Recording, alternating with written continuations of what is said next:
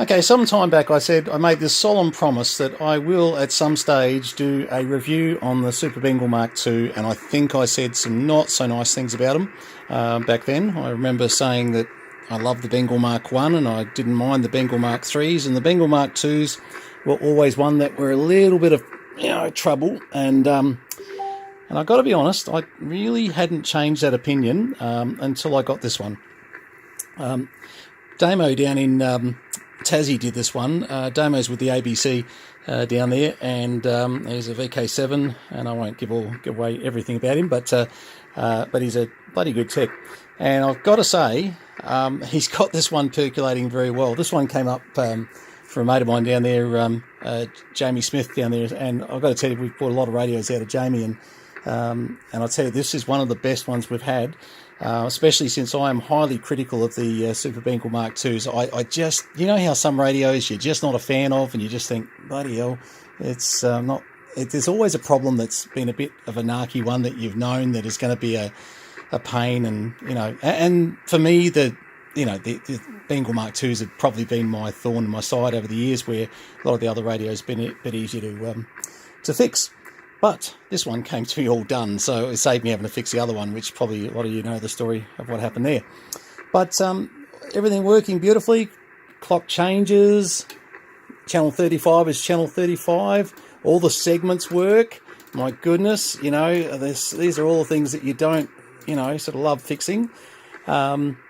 Look, it's even its cases and everything, very original. I can always tell when there's been a repaint, but no, these are original cases, original front. We've got a little trick that we do. Things like where it loses a little bit of its white line there, we actually can, without you even knowing it, we can make that sort of come back. And that's called Samantha because of her craft skills and things.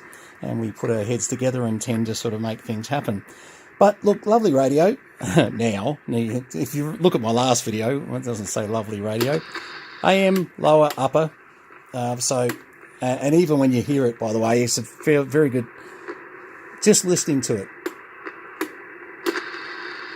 As you go through, you can see how Damo set up the filters on it.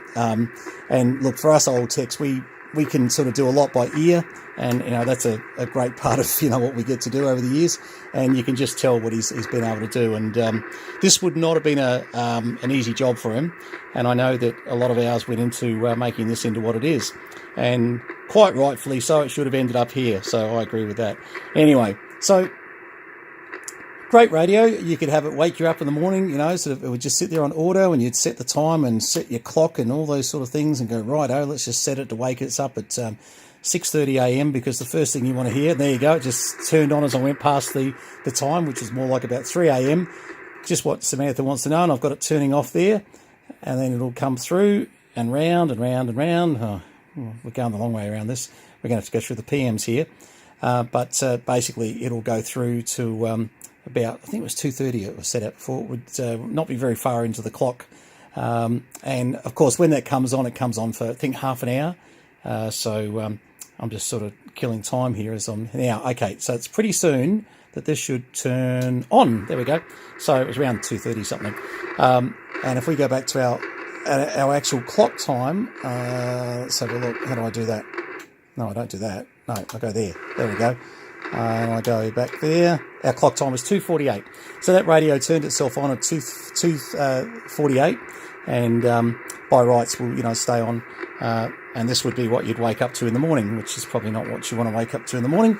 But you can set your normal clock time. So you just go to clock and set your normal clock time. At the moment is 7:52. So which of course is going to be right around the other side of it. But I won't bore you with that. I'll set that after. Nice radio. RF gain, squelch, SWR for your calibrate for your antenna metering. Mic volume control here, which I was having to play with that before, and I was just actually bringing it up over here, and now 1 2 1 2 3 4 5 1 2 3 4 5 1 2 3 1 2 3 4 5 1 2, and it's sounding really clean, which is not something I'm used to hearing out of Bengal Mark IIs. I've got to keep saying these are not my favourite radio, but this one has become. And as you can hear at the moment, we're on an antenna on 27355. I'm on the beam at the moment, so there's no skip, and we're in the middle of nowhere, so I don't think we're interfering with anybody, but certainly no one heard when we tried to make a call. Let's try again. Anybody out there got a copy on JDW229 testing? I don't think there will be, but it is really that time of, well, it's nearly 8 o'clock at night, and there is absolutely no skip. And when you hear that noise that's sort of coming in there, hang on. Yeah, that sort of slushing noise that's there, well, that's telling you that there's no skip. I'm not sure what causes that noise to be 100% true, but I know that whenever I hear that, the band is dead. Oh, now my Alexa's going off. That'll be right. I've got a little Alexa unit up the top there that's going off. So, anyway, I will try and do an on-air on this at some stage. I can't do that at the moment with no skip running. But I've got to say, there's a little spider there. That'll be right. I've got to say that this is a very nice, very clean, look at this. When you start to get them this clean, you start to say, hey, this is why we like collecting bits and pieces. This is why we buy 92 of them to find that elusive one, if we're not just putting them all together out of that 92. Now, to be fair, this one has come as it is. Jamie sent this up from Tasmania. And I can tell you now, look, I know there's a bit of controversy. Different ones who watch my videos know who the players are around Australia. Just let me say something up front and straight. Jamie sold us over 50 radios, and we've never had a problem. Now, I could name a few people we've had problems with, but I'm not in the business of talking about people that don't do the right thing. Rather talk about people who do the right thing, and look, that's been my experience. So there you go. That subject is closed, and this is probably a great example of the type of radio that we get out of Jamie down in Tasmania. Hey, not everybody's going to agree with me on everything I say, so you have every right to have an opinion, of course.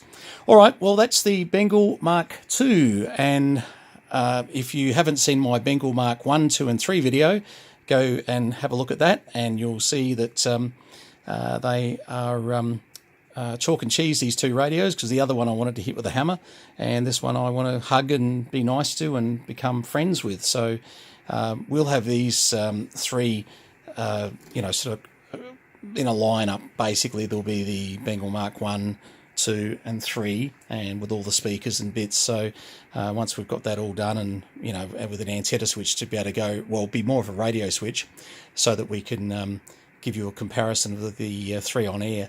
And I think that's where we're heading. We'd love to do an on-air test with the 3 and just show you what they can do.